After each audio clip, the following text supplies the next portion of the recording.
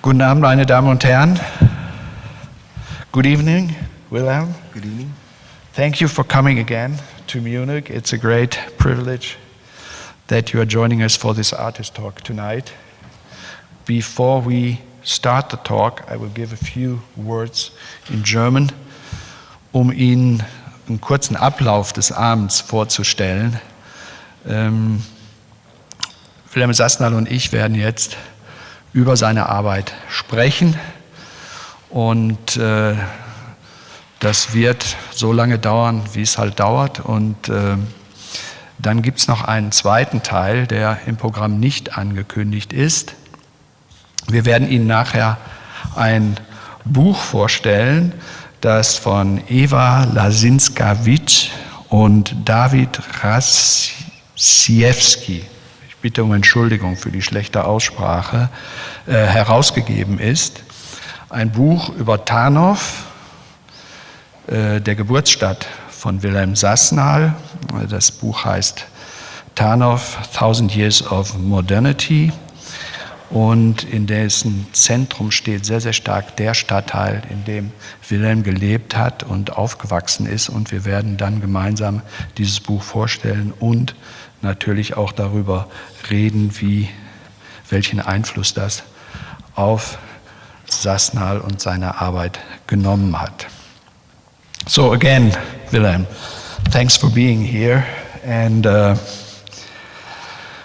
well, to start at the scratch, my very first question: when you left your hometown to study art, but your first idea was becoming an architect. So how came that switch to painting, and what attracted you, being a painter?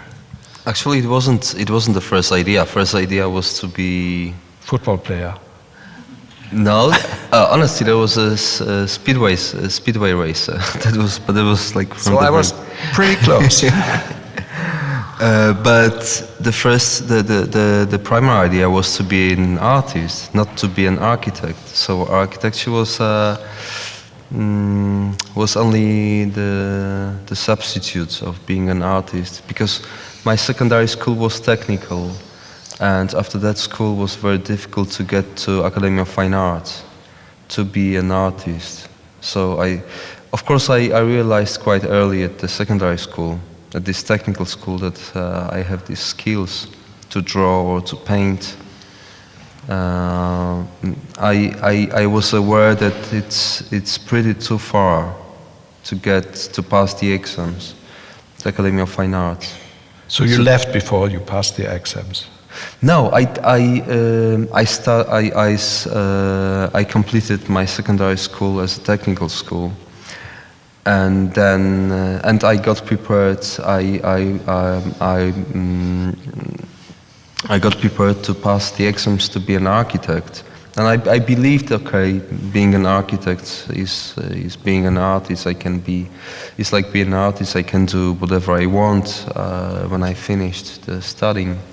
I can be either architect, or I can paint, or I can draw. But meanwhile, I was so tired of architecture, of studying all these technical subjects that I wasn't really interested in, that I decided to quit after 2 years of studying architecture and pass exams successfully to Academy of Fine Arts. At that time it was very difficult to get to Academy of Fine Arts. It was like 7 candidates per place. Mm-hmm. So it happened. Okay. We see in our bag a selection of paintings from the exhibition, and there it gets, of course, very, very obvious that you are dealing with not only with a broader variety of subject matters, but to me it always seems that each painting, each image that you are creating also creates a different style of doing it. So to work in different styles is not a kind of ideological strategy, but is it true that each image that comes up in your mind also creates the style in which you are painting it? I don't know if it's it comes actually from two reasons. One is one comes from feeling of greed, of absorbing as much as I can. It's like this permanent hunger that you want to absorb, or you want to step onto as many fields as you can, to possess these fields and to name these fields or assign these fields, so nobody could say that, okay, this is not your field, you cannot do this, or it's all, I mean, to take over as many fields as possible. I know it sounds very selfish, but painting activity I find very selfish. But this is the freedom as an artist that you yes, have. Yes, but also to absorb, to I want more and more. This is like this term of wolf's throat, that you never stop. You always want more. And this is the one of the reasons, and the other reason is just simply not to get bored. I wouldn't like to come to the studio and to know that, okay, it's gonna be another photorealistic painting. I want to try, and I want to make mistakes. I would say I don't make the project. I make mistakes. I want to experiment to see what happens. Of course, what happens within the one painting. I'm not talking about maybe broader work, but what happens with this painting, with this image I have in my mind. What is the outcome? Do you allow the public to participate in these mistakes that you are doing? What I mean is, do you sometimes have the feeling that, okay, I did a mistake in making this or that decision when I'm working on a painting, but in the end, it delivers a kind of interesting result? Do you allow that? I mean mistakes, but mistakes that I do meanwhile. I don't leave mistake in painting. I mean mistakes. These are these. I would say.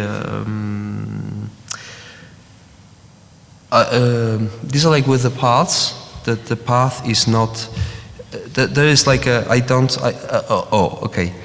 want to make beaten paths.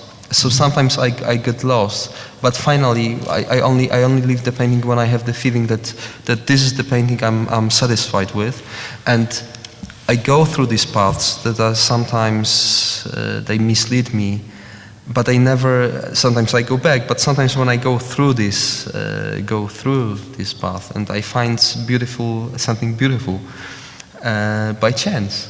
This is what I'm talking, that I don't make the projects because I rely on accidents, on many casual aspects of my work, and this is what I like about painting. And this is so intimate, and you don't take that much responsibility but just spending your time, and this is not, you are just responsible and free. And this is what but basically the paintings I show to the public, the paintings I'm convinced that these are not mistaken paintings. Mm-hmm. Meanwhile I made many mistakes, and underneath the final layer of paint there are many previous versions of the final version of painting. Does it because I scratch them, I wash the canvas, and I start again and again. So does that also mean that for you painting is like something? How can I say it? It sounds so pathetic, but like a search for a kind of truth. Do you think that something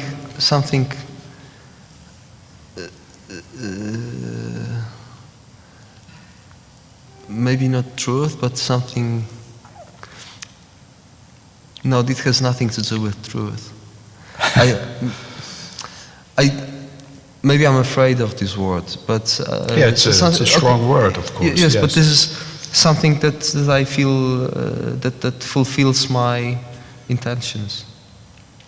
Whatever it is, I don't know if it's a truth, but this is something complete. Something complete. Complete? Yes. In the relation between your vision, your perception of the world and your profession as a painter. Yes, and between initial point of starting, initial point of the painting and the result. I find it complete. I find it as total. I mean, I mentioned already that there are many different subject matters that you are picking up, that you are dealing with, and if one would like to create some general categories that you are focusing on, then it's on the one hand the very private, and on the other hand the very universal. That means the individual and the universal, the historical and the political, history and present. And there seems to me that you are always going back and forth. What are the ideas behind it when you switch from one to the other? Is that what kind of process is that? What goes on in your mind? It's very random. It's very chaotic. I cannot say. Of course, when I spend more time with the family, I rather work more. I paint more subjects related to the family. But on the other hand, I don't make the clear distinction what is private, what is not private, what is public, because when whatever happens, whatever pops up on TV. It's also private, because you don't. I mean, whoever pops up on TV is already private, because you can see the person or the event in your private space. So it's somehow I think everything is so mixed up now. Maybe not now, but basically it's made mixed up. That you find certain public stories as a private attitude. So I don't want to make this clear distinction between. I like also sometimes what is very interesting. I find it very quite strange as I cannot that somehow that for me to paint a very close person, for instance, to paint a portrait of Caspar is much more difficult to paint a portrait of somebody who's we see Caspar there, by the way. Somebody who's well known, because I have a very personal relationship to the person, like Caspar or my wife or my daughter. So it's much more demanding than painting, I don't know, Adenauer or Churchill. Whoever. Marino, can you give me number 7, please? Because I feel I want to really stick to this a little bit, because this relation between the private and the public, the individual and the universal, we have here a painting that to me personally is very mysterious. Maybe you can tell us something about it. It's called Caspar and Anka, or Anka and Caspar, I'm not sure. Mm-hmm. And it looks like, on the one hand, like a scene on the beach or at some lake or whatever. On the other hand, it looks like being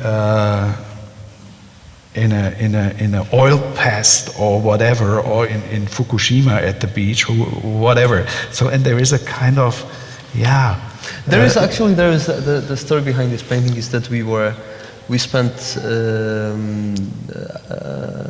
it was 2 months in Mexico. It was winter 2009.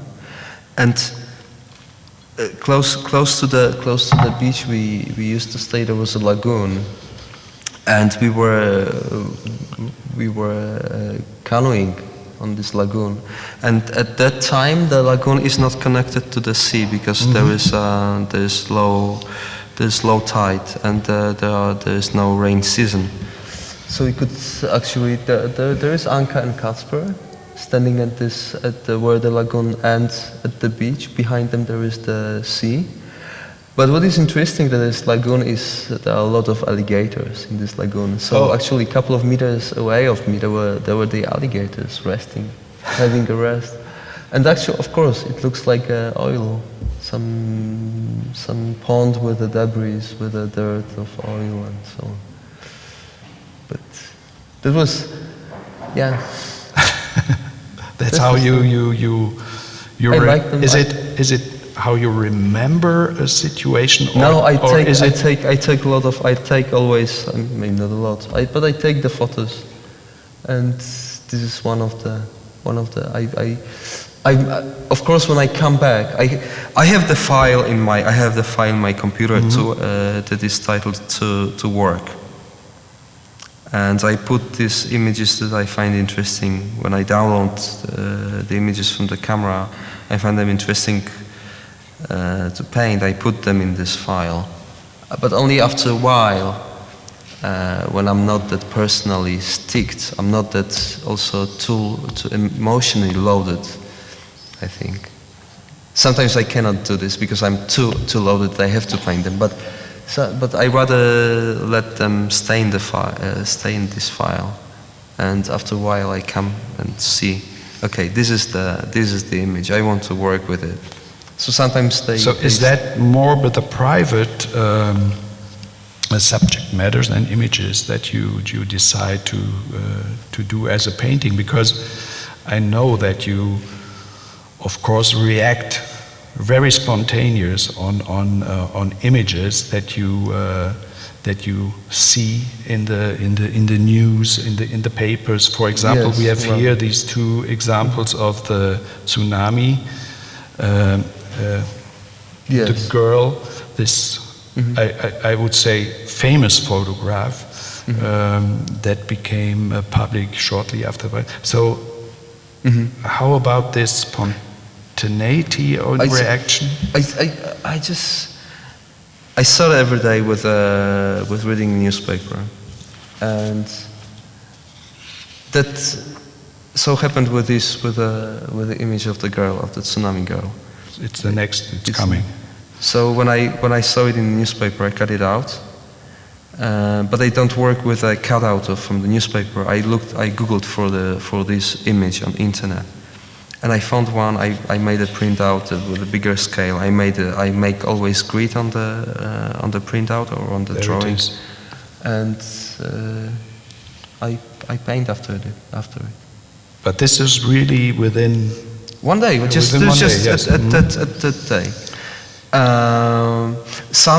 I have to underline what makes me painting certain subjects is an anger. It's not just a positive feeling. It's not an affirmative feeling. Affirmative feeling. It's sometimes it's anger. So was with Gaddafi, and sometimes when I paint after different images that seems to be completely indifferent, completely neutral, I find that underneath there's certain disagreement for the many things. The world is combined. Here's the Gaddafi painting. Oh yes, that was pretty much about. I mean, that was instant anger. I hated this. I was so really. It was so. I felt really ashamed that the man can do this to the dead body, and that everything that is so somehow acceptable.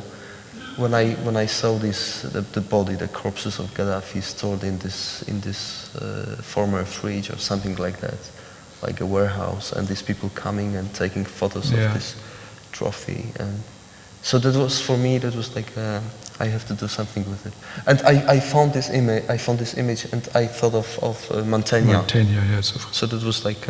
So that was an immediate response that came up.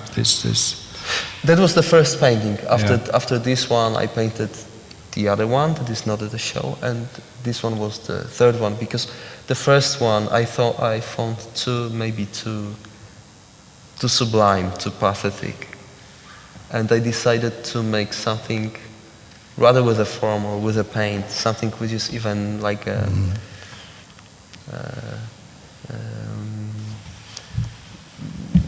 maybe not beaty, but lighter.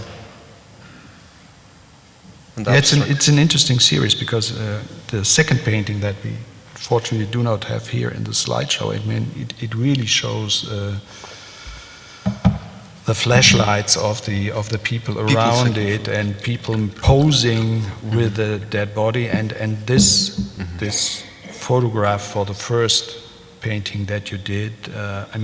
It's really kind of harmless photo. When you Google that, it's really shocking how the people and also behave. when you find on YouTube the man who's grabbing one of the shoes of Gaddafi,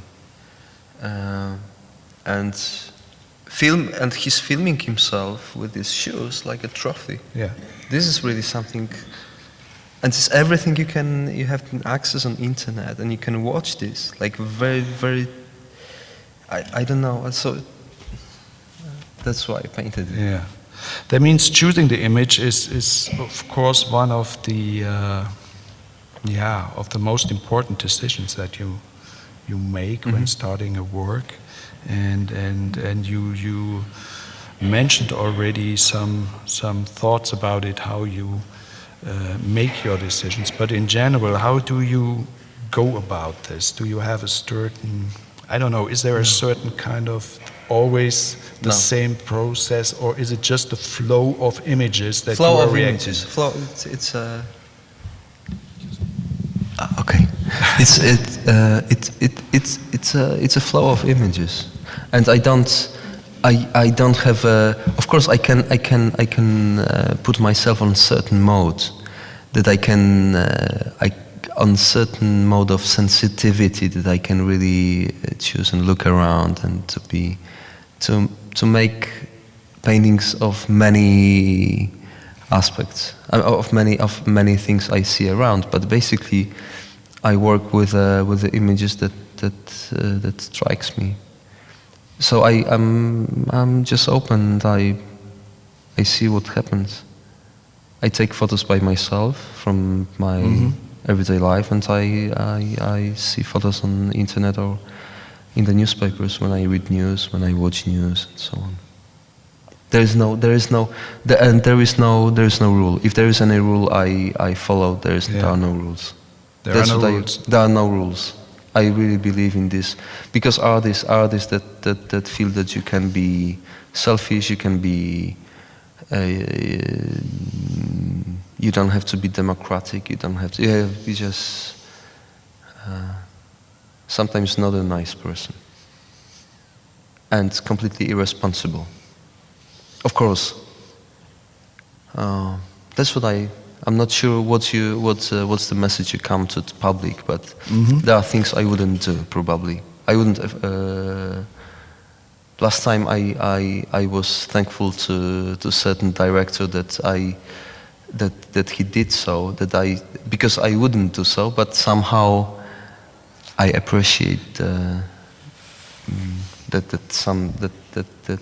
this person did so.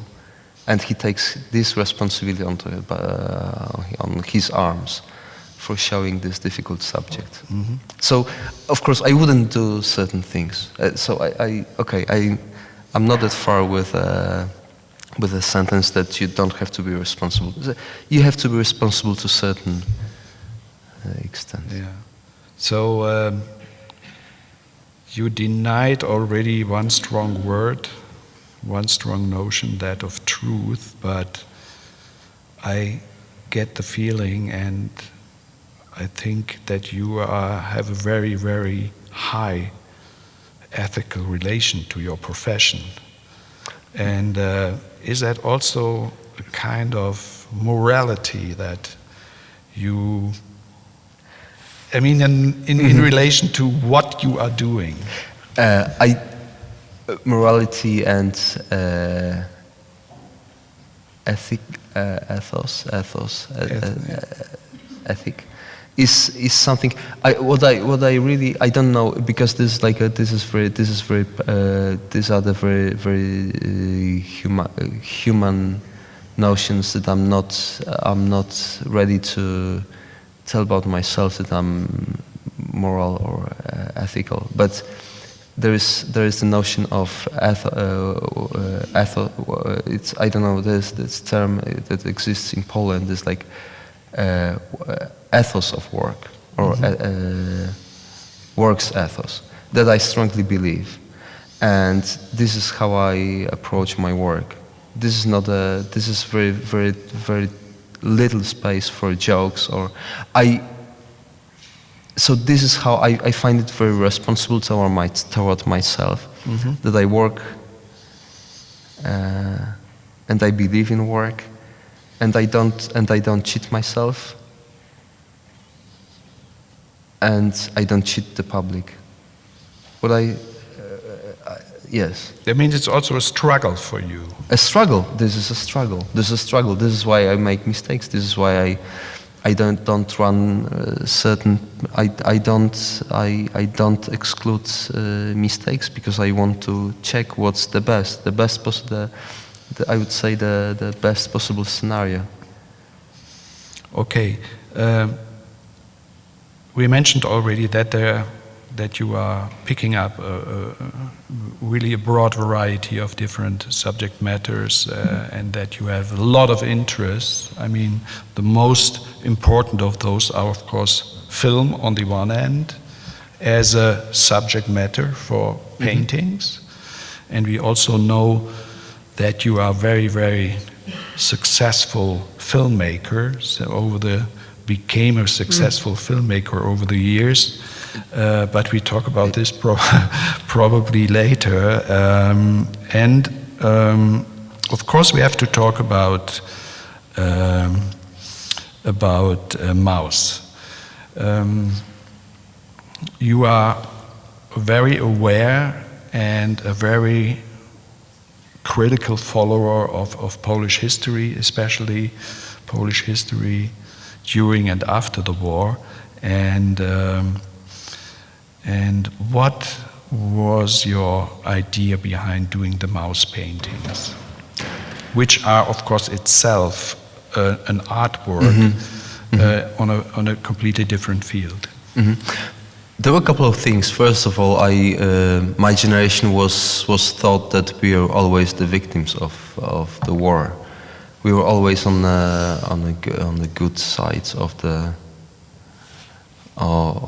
war. That we didn't do any. We did just.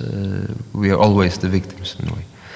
So it was very shocking when in the 90s, in the early 2000s, we learned that happened such things like Jedwabne. Jedwabne was a village where Polish people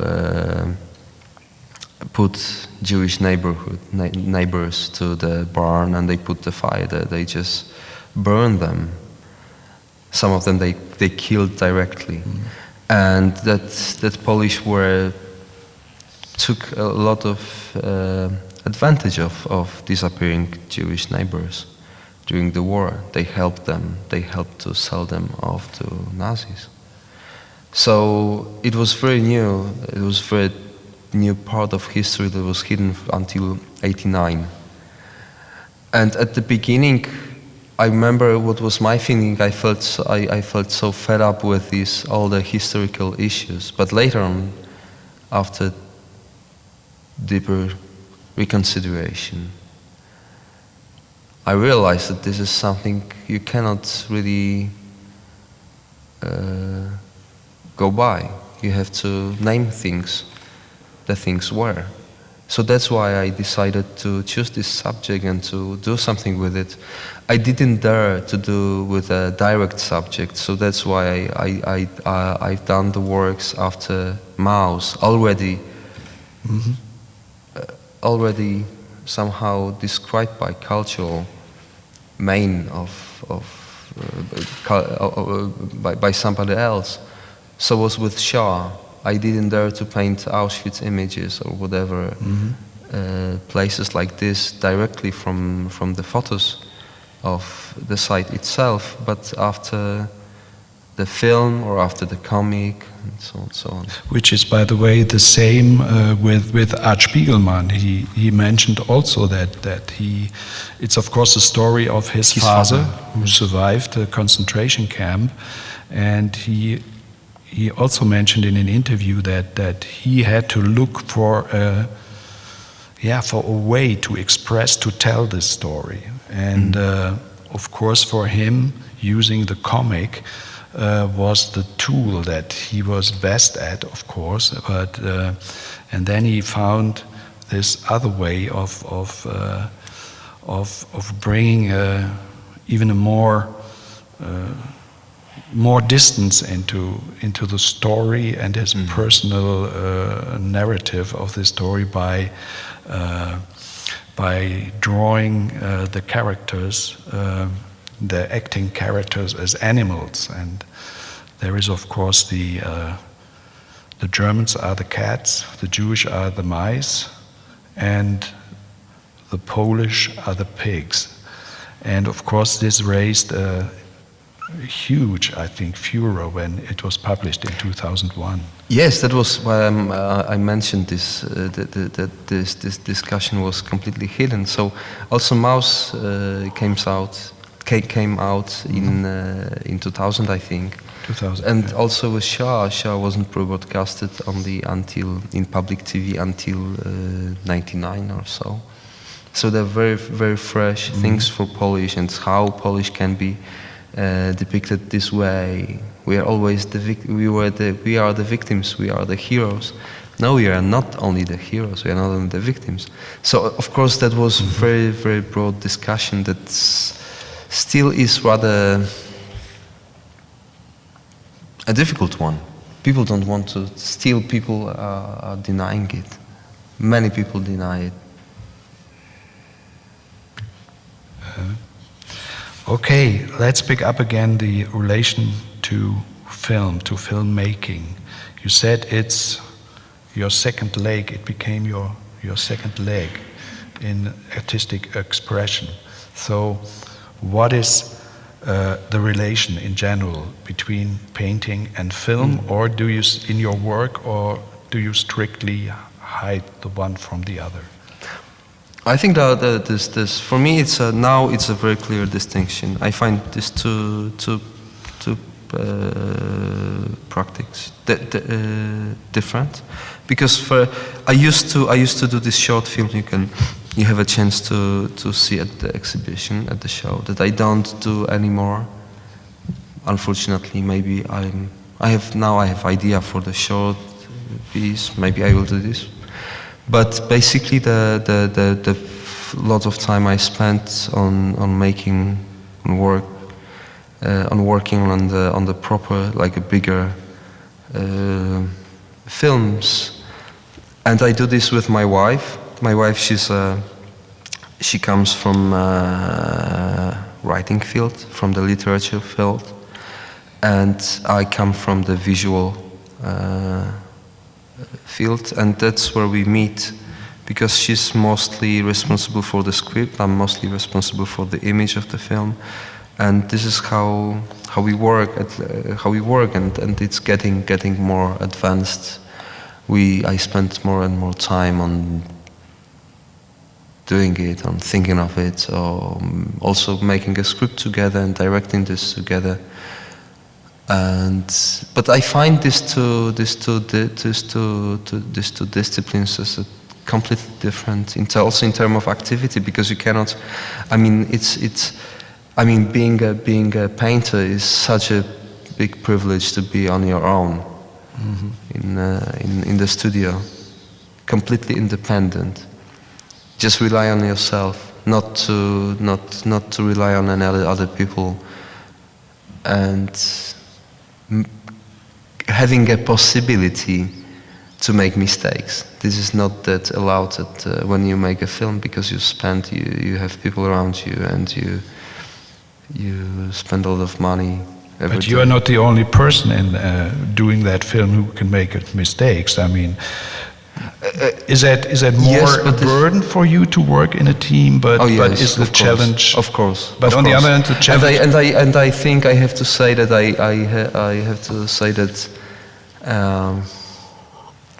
I'm not sure if I can do this. I mean, it's very, very absorbing and very time and energy consuming process that I'm not sure if I have enough strength to continue in the future. But I have to say I prefer being a painter. I mean, or to paint than to film. But this is something I cannot really resist. On the other hand. Okay. Today we had this nice conversation with Mrs. Iljine, the director of the Film Fest, which will this year present your latest film in the competition of the Film Fest in Munich, and Mrs. Kias, who was also here, and she mentioned that Swineherd, I think she was talking about Swineherd, as being a kind of painted film, and I thought this was a very, very interesting notion. Though I didn't really understand what that could mean. Could you explain that? I don't know, but maybe my wife, she could explain it better, because what is quite interesting that when we've been speaking recently about the new film and new story which is coming, and when I did show Anka my latest works and some big drawing, and she said,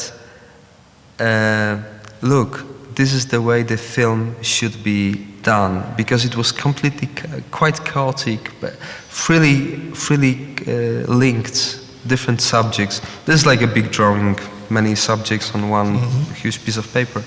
And what is interesting that I'm rather insisting on doing this like a very solid film in a very classic way, that the plot is told from the very beginning till the end.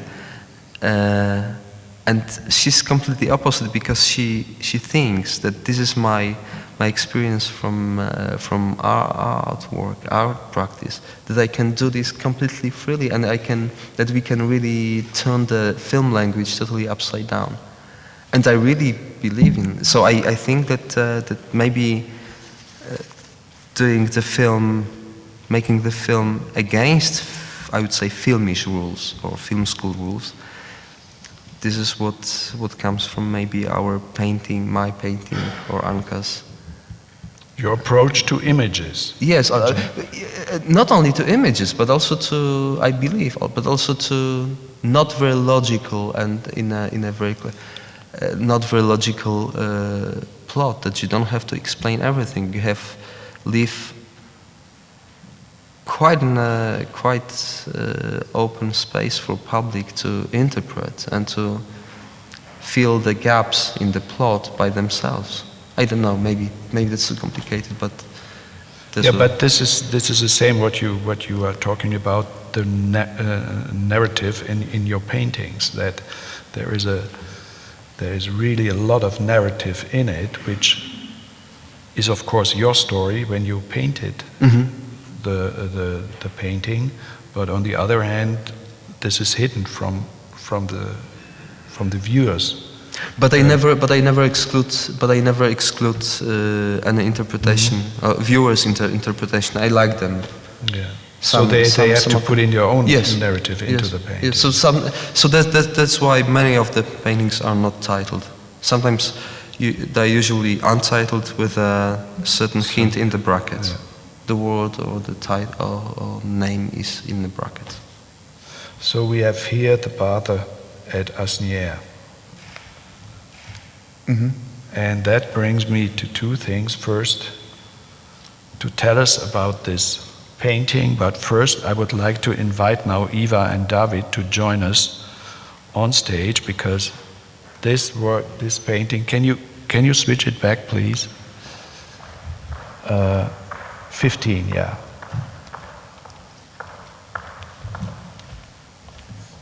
Has a lot to do with the book and the city, which the book is about. So, welcome too. Thank you for joining us today. And good afternoon. Thank you for your invitation. Hello. Thanks. And please, Wilhelm, tell us about. Well, this is a painting that looks very, very familiar to most of us. Well, this painting is also very special for me because, I mean, the painting, the source painting was very, very special for me from the very beginning. I knew it from my childhood, from some reproductions, and why I liked it was because I always imagined that these people sitting on the bench on the river's bank, they are the people who are having a sunbath or taking rest at the river that flows through my hometown, through Tarnów. And you can see actually, which is because also the landscape of you can see in the land, you can see the horizon, and on the horizon you can see the fume stacks. And so it looks like really like a landscape from the part of the riverside I used to go, and where many people of my neighborhood go. And there is also the story behind that my grandma, she used to say that in 1939 the September and August were the very, very warm months, so they used to go to this river every day. And that's why it's also anchored in history. And this is when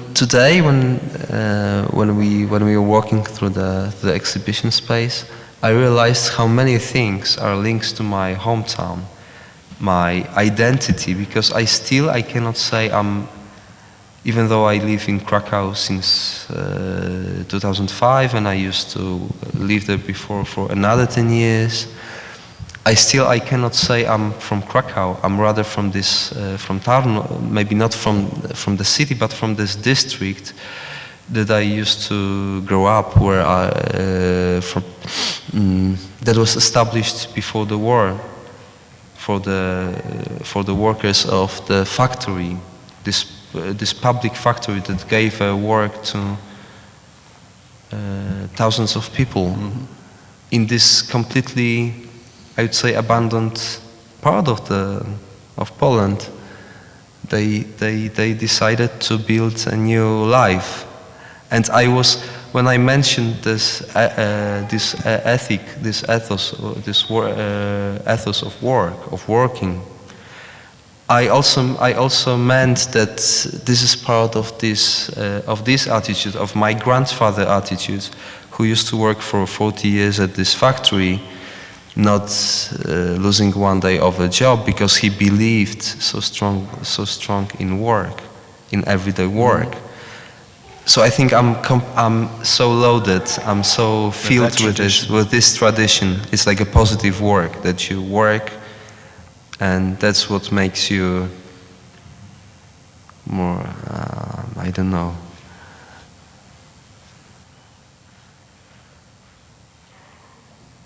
whatever. Whatever. Eva, please. Now I would like to ask you to introduce the project. Tell us a little bit about the project. Today you brought us the English version of that book, which looks very interesting. It was finished yesterday, as I learned, and it's Yes, exactly. It's really fresh. And please tell us about the book and the story behind it. Yes, so we, together with David, 2 years ago, we published a first version in Polish, Tarnów 1000 Years of Modernity, and Tarnów, where Wilhelm comes from. This is a city, it's not a very big town, it's like 100 and 1,000 and 120 citizens, and this is set up in 14th century, so the history is quite long, but a very unique period in the history of the city is 2 decades of interwar period, and this is the time where Mościce was set up. And I think we should make a very short introduction. So, because Mościce is a small, modern town set up on totally empty flats. They were set up close to Tarnów, and now they're part of the city. And the town were built around a nitrogen factory.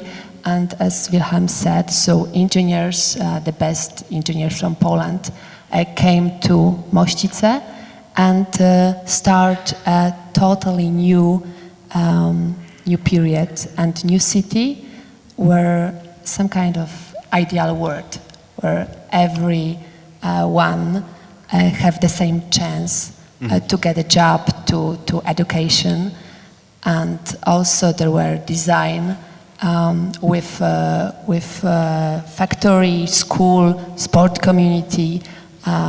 They set up balloon community. So they were everything what people need to live. And Wilhelm, this is important for you, and this is part of your... It's crucial. It's crucial. When I grew up, I was so happy with and at that time I knew my neighborhood is somehow unique. I knew that this is the neighborhood. I have everything what I need. When you were asking me who I supposed to become, what would be my profession, I was kidding about speedway racing. But there is the speedway racing stadium, and there's everything is on a very very limited area. But there's everything. There's like first of all, there's the factory that at the top of its operations. I mean, in the 70s, that used to employ like 14,000 people. Now it's on like maybe 3,000 people, 2,000 people, and so there is a factory that gave the houses. There is and the whole district. There is the school. There are a couple of schools. There is a big cultural house. There is the stadium. There is a church. There is a park. There is the cemetery, and there is the station. So everything was within this. You could just to spend whole your life in this district. So sounds very cozy and protected. Very cozy. It was very cozy. What is quite interesting that when I moved back over there in late in '99, that was the part of Poland that didn't. I mean, that was the district I didn't see much poverty that I could see in other places. And people are still very close to each other. I mean, these old workers of the factory, and this is like a very mythical and this is also loaded. I think when I grew up, I was so loaded with a myth of the work and with these people from the factory of the belief in work.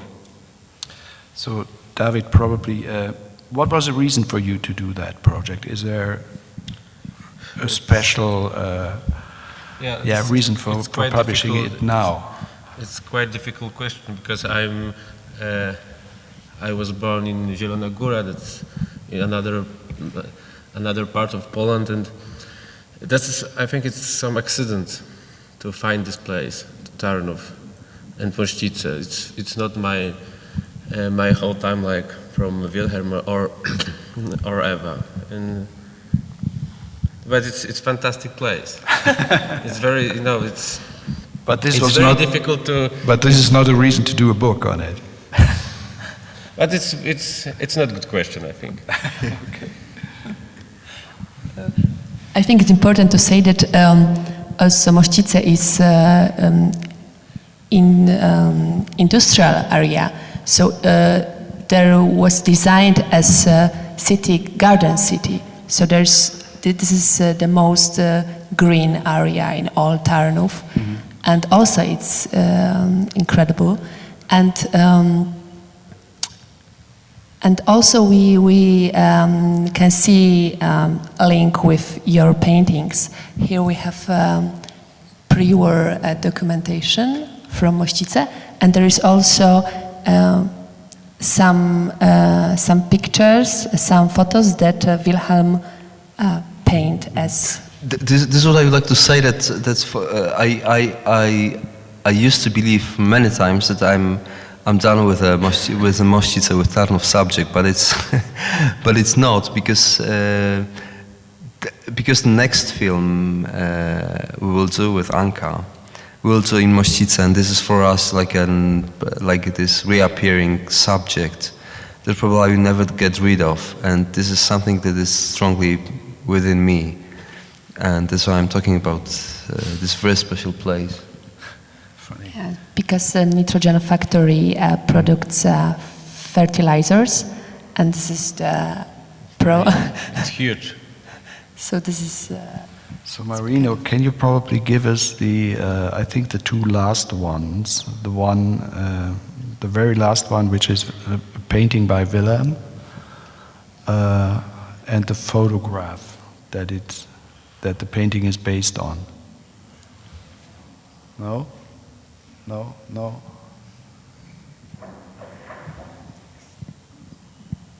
There it is. And then the next one, here. So, what's the story behind that? Who is that person? That's for me. That's a completely anonymous person, but he's but I really like this photo. I found it in a book which was locally published by some local publisher based in Tarnów, I think. And this is the flood in Mościce in 1930, I think. And I really like this happy person standing on this flooded land. It was enough to paint.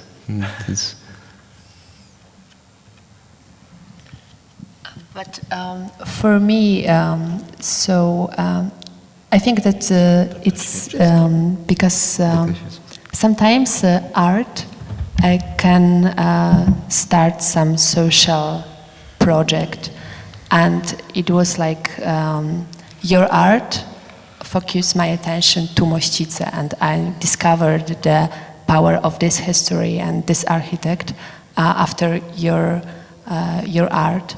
And I think it's also very interesting that art could start some. Okay. To trigger interest in certain part of. Of course, I the same. I don't believe in such strength of in such impact of art. At least painting is very intimate, and maybe it happens with very single person like you, but not this. It's not a weapon of mass influence or distraction, whatever. So this is why it just fortunately happened. But also I think this is like the sense of modernity or modernism. That was something in the district was underneath. Was not that for me. It was not that very conscious. That I'm quite eager to link or to refer to modernism, to modernity, to certain pre-war ideas, still very clear, very I'd say not untainted ideas of equality, of democracy, and something that was very, at that time, was very, very, very new, I think. So that was a kind of, can you say that probably Mosice was a kind of, how you, I'd say today you bubble. would call it, it's a biotope where... Yes, I think so. Yes, I think before the war it used to be. It was one of the very few factories, I think, in Poland. They were public. They were just a public, because the government decided to build several factories like that in this part of Poland, somehow to give work to people, to make something very modern. And at that time, when the chemistry met agriculture, was very modern. So I think that was the part of the there was one of these big ideas that I think somehow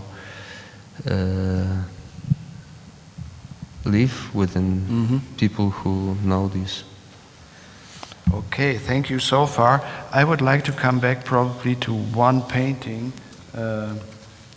Marino. It's the number 14 on our right. This is, of course, a painting called Tarnov. It's, yeah, obviously a. This is actually this is the image I there was the when I moved back to Tarnov in 1999. I used to live in the apartment in Mościce. By the way, this is the same apartment that my mom was born, I was born, and my son was born. Maybe not born, but grew up. And between this apartment and every day I used to go for 3 kilometers to the studio that used to be at Anka's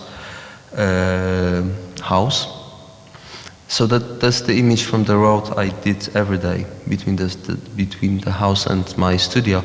But of course you can see the dripping paint. It is something that I like to.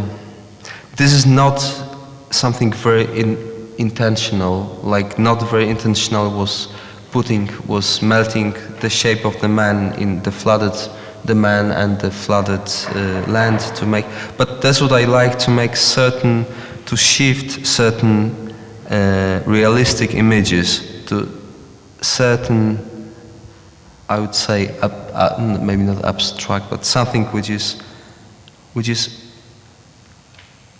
that warps toward abstraction. So this is how I painted it.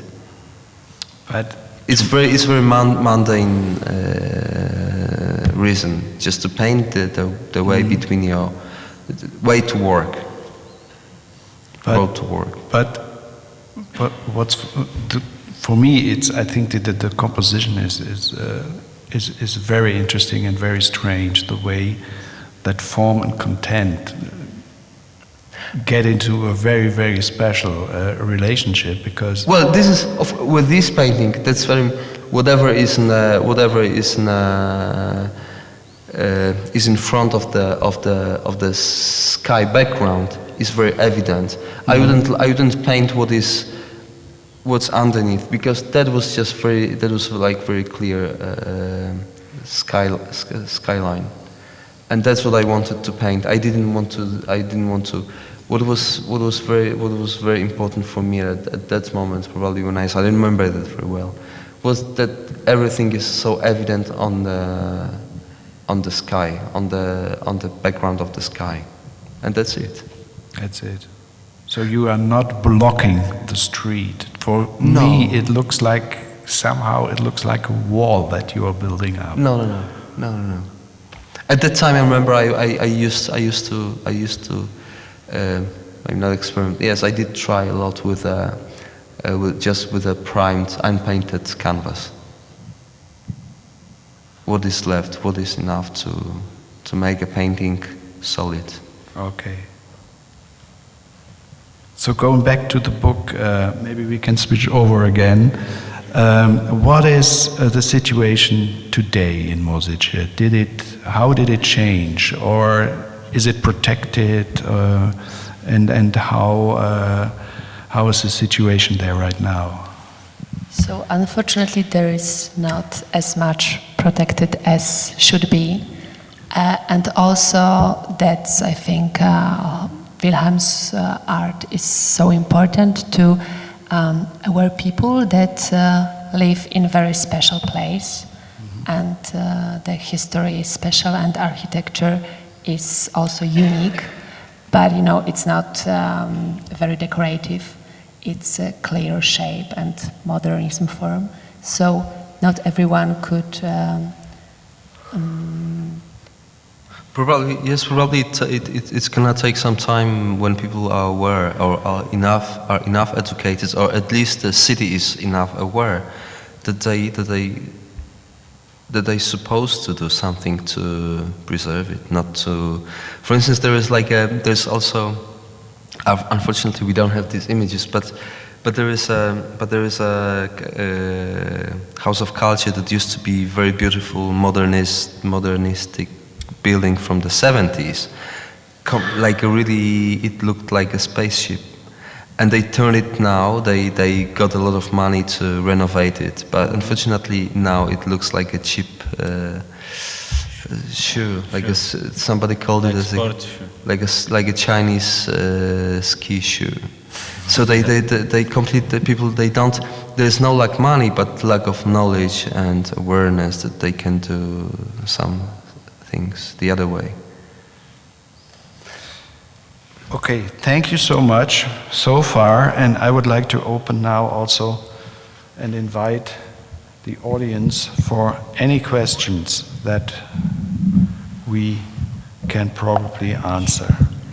Do we have a mic? 1, 2. Over there, please.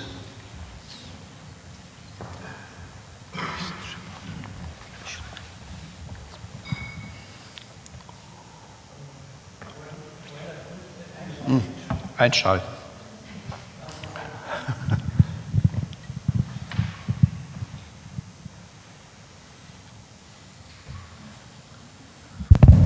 Whoops. Okay, when I look at your picture, for me, you paint a post-Holocaust world where it's sad and depressing and a quite tough zero energy level in your pictures, which are very devastating for me. And my question is, how long is it possible to keep up this view, and is it possible to conceive the world in another way in future, for future generations? Of course, there's the difference. I can see the difference between my generations and my sister's generations, who's only 8 years younger than me. But I have the feeling I don't live in the world after 89, but still after 45. And this is something that I cannot get rid of. That's what I was taught in school. And of course Holocaust, but not only Holocaust, but the Second World War was the most tragic and the most extreme historical event in human history. So you cannot be indifferent of it. And I still, there are so many things to be told, to be said about the past, because. And I think it's not just. I don't also want to make the clear distinction between what's historical, what's current, what's present. I think everything, our experience and the way we look at the present time, we look through the past. So, but of course I'm not. But of course it's not. It's not gonna last forever. Okay, thank you. There was another question. There in the back. completely different part.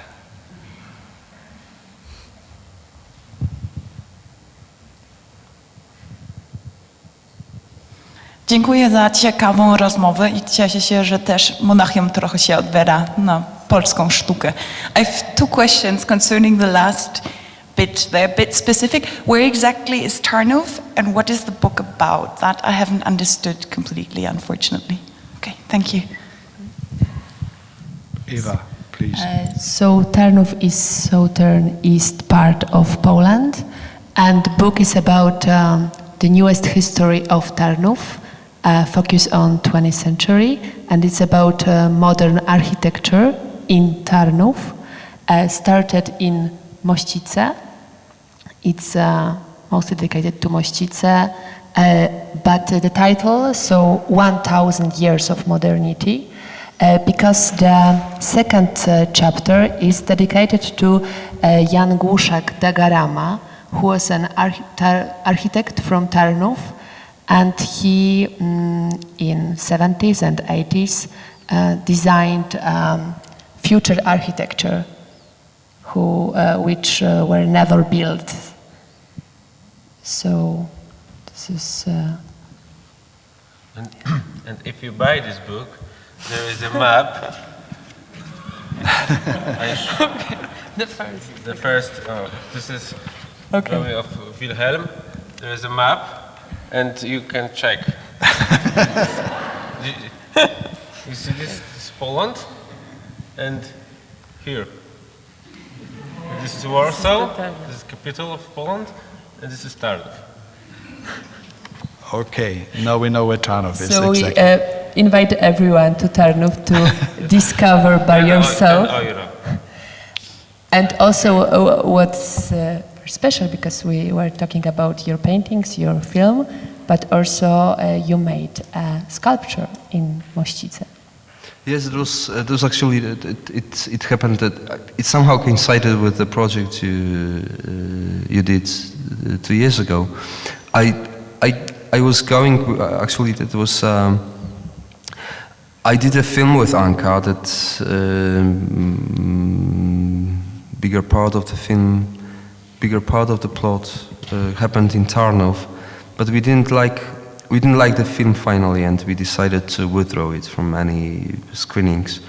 But at that time, because the film used to be, the film's supposed to be about a post-apocalyptic world after the well, probably after the atomic disaster, the atomic catastrophe. I also thought that's how deeply we were indoctrinated in the 80s as a pupils by the possibility of this atomic war. That, of course, was a fact. But anyway, I decided to do something with it, to devote, to make a sculpture about it. So I did a sculpture in Mościce. There was also that's supposed to be that meant to be a monument of of this catastrophe that didn't happen. So this is like the monument devoted to something that didn't happen, but it's quite probable to happen. And there is a date burned on this sculpture. I want to say that also there was a gossip in the 80s that one of the nuclear missiles, American missiles, is pointed to the factory as a very important chemical plant in Poland. So we used to grow in this Awareness of the danger. More questions there in the middle.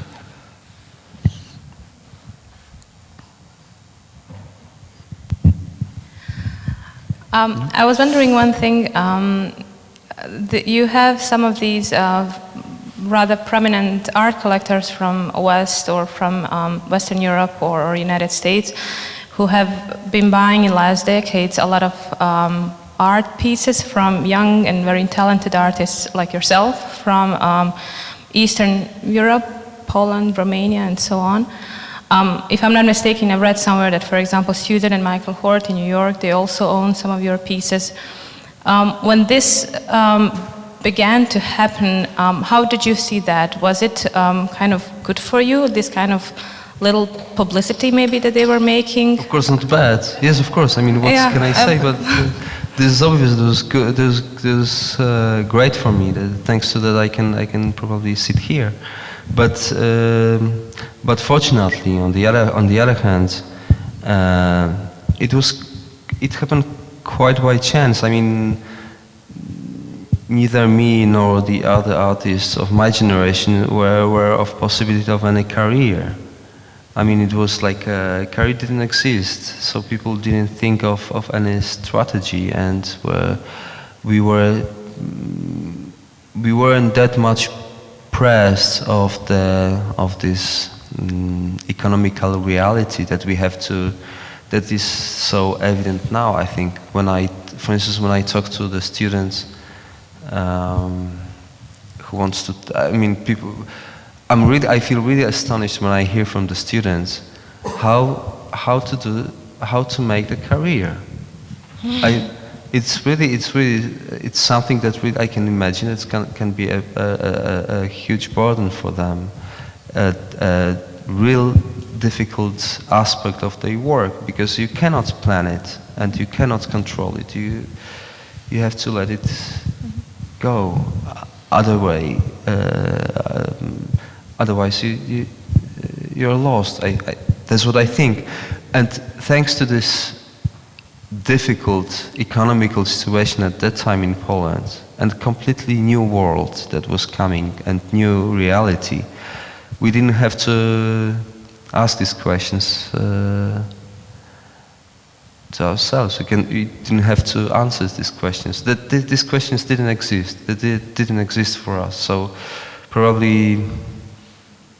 And it was I believe that it is such a relief. You don't have to cope with awareness of career.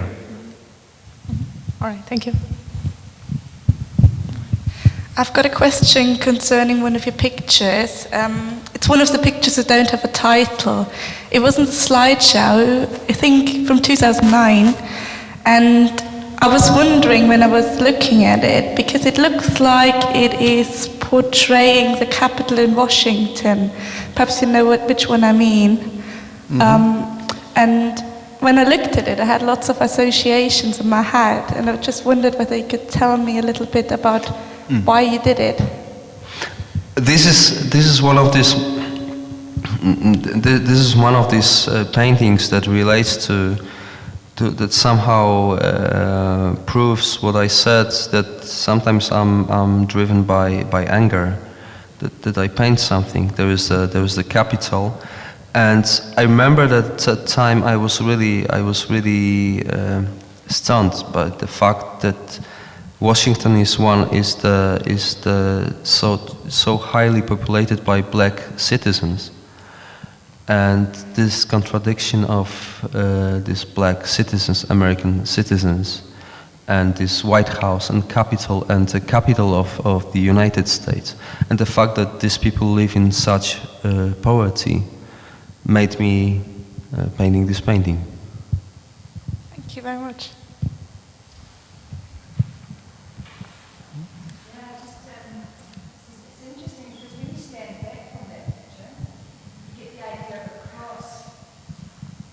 Oops.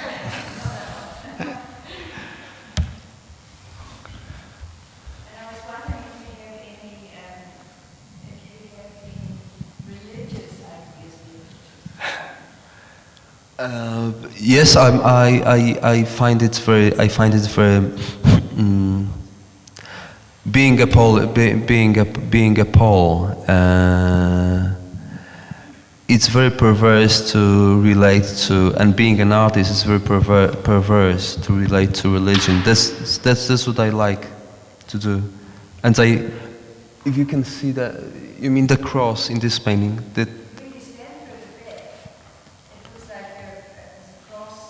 Okay. Okay. Yeah. Honestly, I didn't think of it. But sometimes I really, couple of times I paint a motif of cross, because I think it's a very risky, very difficult subject, because it's been so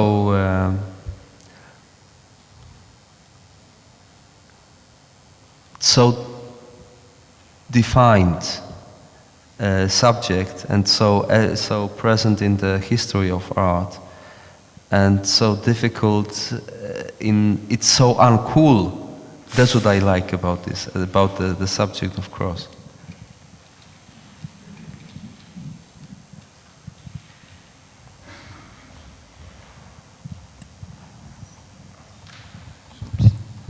Okay, maybe that question is a bit broad, but I'm gonna set it anyway. Seeing you or the exhibition next to Thomas Roof's, which is current as well, is quite interesting, because Thomas Roof kind of sets questions of what is photography and if he is a photographer. For you, one would say it's quite easy to define you as a painter, because it's still very much painting, and you're dealing with pictures from the internet and so on. I would like to ask you what your opinion is on relevance of painting within our world, where pictures are so omnipresent, where the internet throws so many pictures on us. Why painting? So what's your relevance of it? Good question. Good question, but at that moment, unfortunately, I don't have to put this question to myself, because I'm a painter and I cannot do anything with it. I like this practice. But on the other hand, I think that this is because we are so awashed, or so flooded with the images. We are attacked by the images from each side. We are like a society of people who is like a. So anyway, this is the flood of the images in our world. So I think the painting, thanks to that, painting is a very unique practice. So it's a very special position as an creating image with hands, which is different from the past, because in the past there was like it also, the role of the painting was like photography now. But on the other hand, it's different from the period in between, when the painting was so many set over, and between the photography wasn't that accessible and that present. So I think now it's a very special time for painting, but I'm not that naive to say that painting has a special role. No, I think it's like it has its own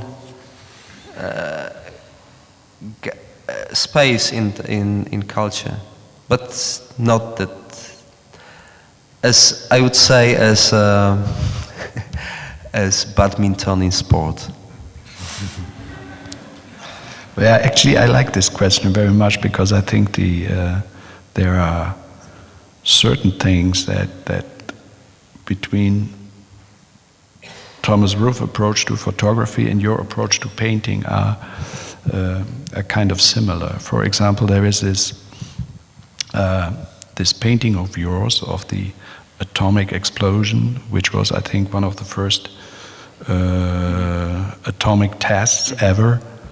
And we have the same image from Thomas Roof being used as one of the JPEGs. And so I think that Thomas is, of course, exploring the possibilities of photography. What is photography?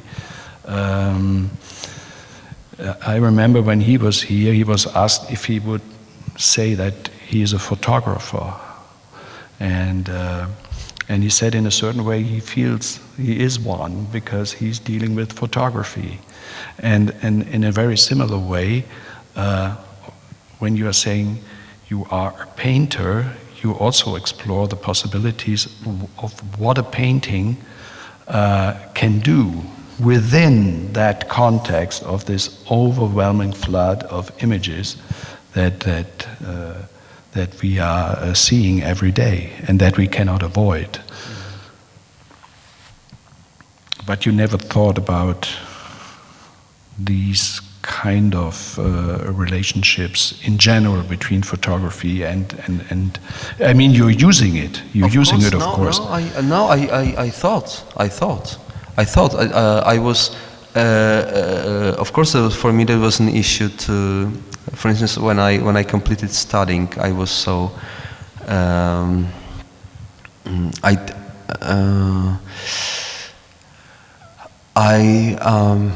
I didn't like the approach of what I mean. I didn't like the approach of the professors and majority of students to painting and towards photography.